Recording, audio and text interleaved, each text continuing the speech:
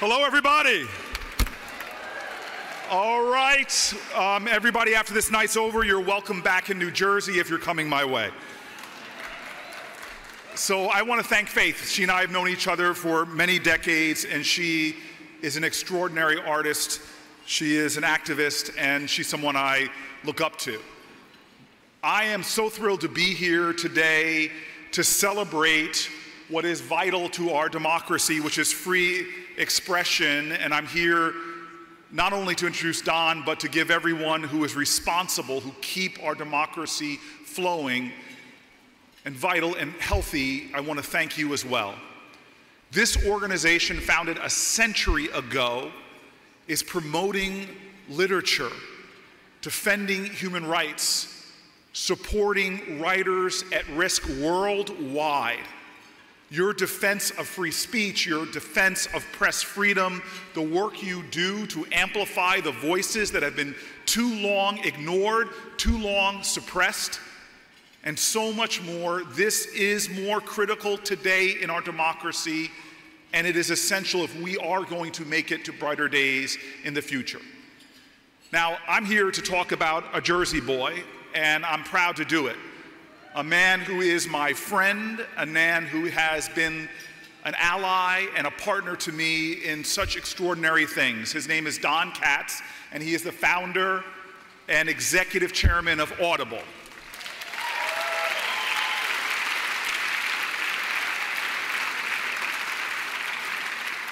I met Don Katz 25 years ago when I still had an afro. And when Audible was just a baby, it was just 2 years old. And what's incredible for me is to see how Audible has soared under his leadership. He has been an extraordinary disruptor. He has reshaped the way that millions and millions of people around the world experience books and stories. He has expanded opportunities for authors, for actors, for producers, for other creative politicians, and for busy politicians to listen to his books, my favorite books, on Audible.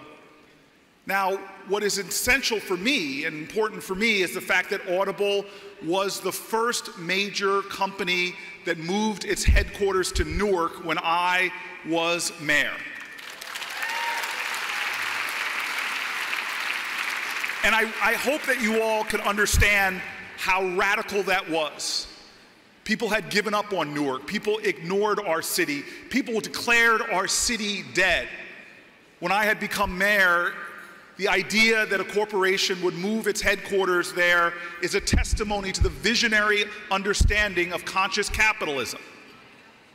Don Katz saw what others had rendered invisible. He saw the worth, he saw the dignity, he saw the strength and potential of our city. He understood that Newark was us, that the American dream wasn't secure anywhere unless it was secure everywhere.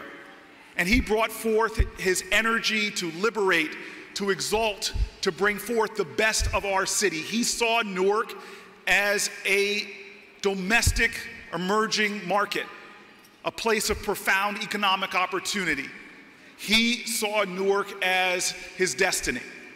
Audible came to Newark in 2007 with just 120 employees, and to my great glee, they didn't ask for any public or government incentives. And from those 120 employees, they now have 2,000 people in Newark, and hundreds of them are Newark residents living in our city. If you drive through Newark now and see the new buildings, hotels, housing, parks, and schools, Don Katz and Audible were part of the catalytic agents that helped our city to turn around.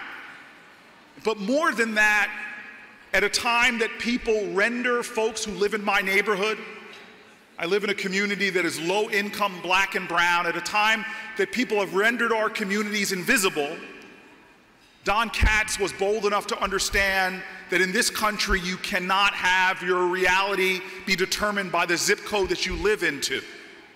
The first thing Don did and Audible did was create paid internships for students in Newark public schools, gave them a chance to earn and learn. And then Audible began providing college scholarships for Newark residents. And again, he invested in the city to make sure that the economic expansion was inclusive. As Don says, pursue the idea that what a company can mean in ways that transcend what it does. Audible has been that kind of partner, hiring local, partnering with community organizations to identify people who may have so much potential despite not having a high school diploma or being incarcerated or being even homeless. He paid and incentivized his members of his team to live in Newark. He founded the Newark Venture Partnership, a venture capital firm that is investing in tech startups that have their roots in Newark, launching so many activities and opportunities there. He was involved during the pandemic in something called Newark Working Kitchens that helped countless restaurants stay open and provide more than 1 million meals for low-income residents. I could go on, but I want you to know that as we look around the world and look around our country, it is Audible that has set an example for how capitalism can actually be a part of community resurrection. Now, many people may not know that Don had a 20-year career as an award-winning journalist before he got involved in Audible. He studied in NYU under a great novelist, one of my favorite, a man named Ralph Ellison.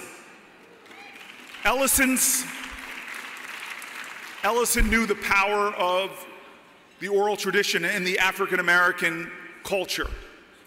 And in many ways, he touched and influenced Don. Look, Don started as Rolling Stones magazine, working at Rolling Stone magazine.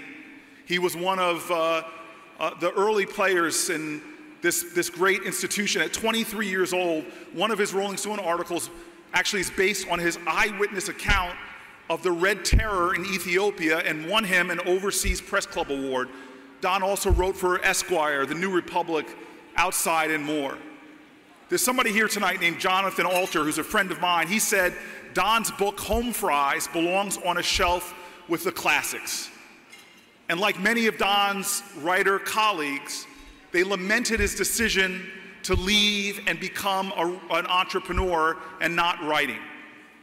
But this is something I know. I know from the Black tradition in America that people write with pen and typewriter, but they also write with tears, they write with sweat, they write with passion, and they write with spirit. If you love Ralph Ellison, then remember his testimony to that tradition in Black American culture. Remember what he said. He said, "I am invisible because people refuse to see me." We're here at this beautiful place, but I'm going to tell you right now, we are suffering in our democracy with a pandemic of indifference, with a poverty of empathy, with people who refuse to see folks who live maybe just 5 to 10 miles away from here that are still in our culture being rendered invisible. We are a nation that is falling into a culture of contempt, where we hate each other just because of who we are or what we may believe in. Now more than ever, we need people to understand that we belong to each other, that your salvation, your liberation is intrinsically rolled up with mine. And this to me is Don Katz. He did the opposite of rendering people invisible. Instead, he saw a community that many overlooked. He saw our value, he saw our worth, but more than this, he understood that all the things he did are not an act of charity, they're the ultimate act of self-preservation. Ladies and gentlemen, I love Don Katz because he understands love. The need to love one another, the need for courageous love, the need for unapologetic love, the need for defiant love, because indeed, that is the only way that one can save themselves and along the way help save a city, a nation, And perhaps that's the kind of love that will indeed redeem and save our world. Ladies and gentlemen, I'm proud to bring to the stage my friend and one of my heroes, Don Katz, to receive the Business Visionary Award.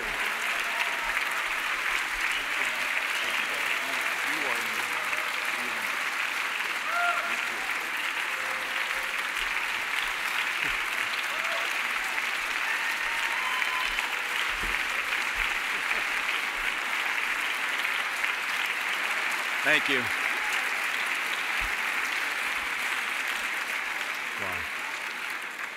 Well, I'm going to resist the temptation to just leave it there, because that's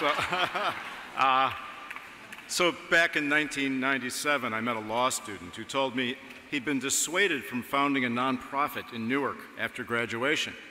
Instead, he planned to unseat an entrenched city council member. So I'm from Chicago. So the idea of an outsider winning a local ward election, let alone a former Stanford football player who is also a Rhodes Scholar and about to graduate from Yale Law School, caused me to say to my wife, Leslie, after dinner, that Cory Booker seems like a great guy, but I give it a year till he's working at an investment bank on Wall Street. And as if he heard me and took it as a challenge, Cory Booker has spent years proving me wrong. Thank you, Senator, for your words, for your courageous moral leadership at a time when your voice is so desperately needed.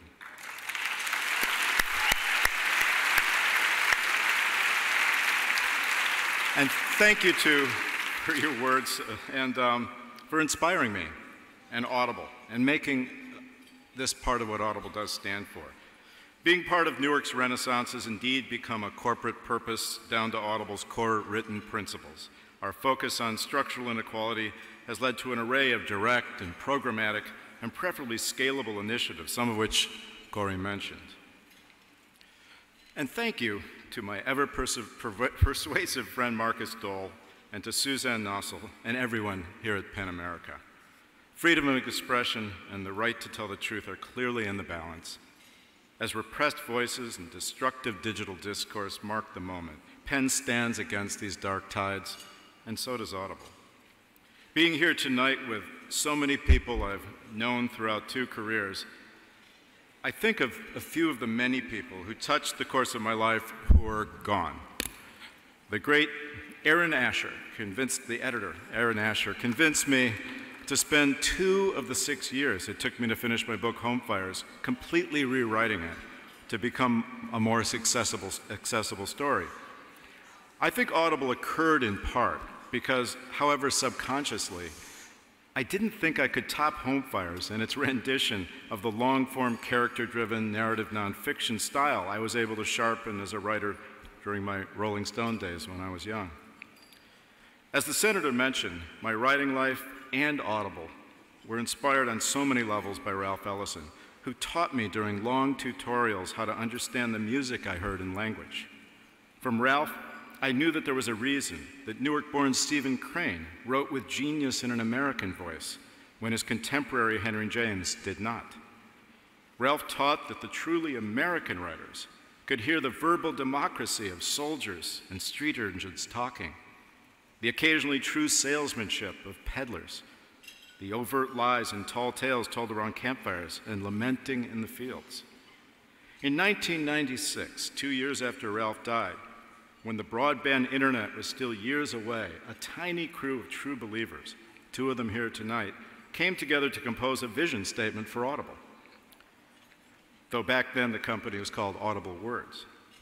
The statement said, "We will build a new medium that will redefine and enhance the nature of spoken information, education, entertainment, and other modes of verbal expression that we will help create ourselves. We will change the way an individual controls the what, when, where, and how of the words they hear." My personal pantheon also includes Robin Williams, who believed in me and the Audible dream at the beginning and created short-form Audible original programming years before the word podcast was coined. We had no money back in 1999, so Robin invested his own money in a vision of the possible everyone I knew thought indicated I'd lost my mind. Robin was paid in warrants, and on national TV together once, he pointed at me and said I'd paid him in Confederate currency. 2 years later, I got to know Steve Jobs. Steve admired the technologies supporting the digital audio player Audible invented and began selling in 1997, more than 4 years earlier. But what we bonded over most was our shared belief in the emotional, even primordial power of being read to. We agreed that nobody could listen to E.B. White read Charlotte's Web in his strangely affecting Yankee way and not cry. Steve understood that once you can actually hear the syncopation in language, when well-wrought words are refracted through artfully nuanced performance, you will want to have this experience every day. The earliest Apple iPods were for transferring physical music to a digital device, but they also worked with Audible's audio service because Steve agreed that given the vibrant wonderland of American vernacular expression, the spoken word deserved to ascend to the media mainstream alongside music, all permutations of film and TV, and books. Audible, for many tens of millions of people around the world, has become so much a way to read that few of them bother to describe the habit as listening. For many, the service is an antidote to loneliness and an escape from the myriad traumas of the times. And it's a way to learn how to live a more fulfilled and successful life. It is a way for countless children and families with children struggling with language processing challenges to learn. It is gratifying that Audible has driven billions of dollars into the business of culture. And it is gratifying that Audible has directly paid more than 60,000 talented performers over the past decade, along with many more authors, journalists, playwrights, screenwriters, poets, and many of the greatest musicians who tell their stories via our Audible Words and Music series. New Audible original listening experience written to our singularly intimate aesthetic have been created by many of the people in this room. Our global Audibles around the world, the Audible Suno service, our Hindi language Audible original service, and programs like Audible Theater that Faith mentioned, unveil stellar new productions by the day. Search on Audible's vast LGBTQ+ originals repertoire or our deep Raising Black Voices collection to get a sense of our efforts over many years to capture new and historical voices that ought to be heard. While it is in many ways so much water under the proverbial bridge, during those early years, more than a decade when Audible was fragile and near-death experiences were constant, skepticism about the idea was the least of Audible's challenges. Aggressive and often self-destructive business resistance joined moralistic outrage over what was seen as a challenge to text itself, or as it was occasionally posed, to civilization itself. It should be said that for centuries, fear and active resistance to change have been a primary institutional reaction to new, invariably technology-born modes of expression that convey information, education, entertainment, and art.